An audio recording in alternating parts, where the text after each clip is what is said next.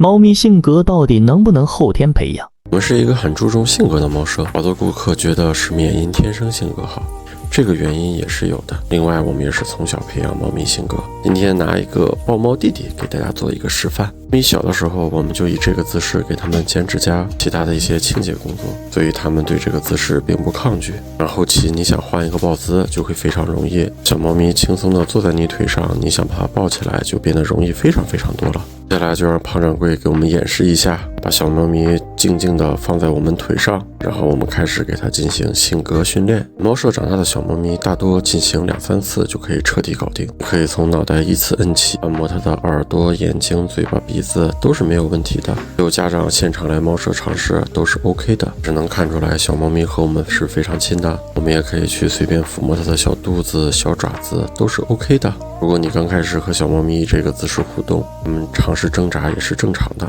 整体还是需要循序渐进。无论什么姿势，只要让小猫咪知道这个姿势是舒服的，对它是没有伤害的，就 OK 了。去摸弟弟的尾巴，弟弟也没有挣扎，也和我们的缅因一样，小手一搭，就这么冲着爱的眼神看着我们。这样的小猫咪谁能不爱呢？我们对小猫咪性格看重，也是为了让小猫咪更快融入新的家庭。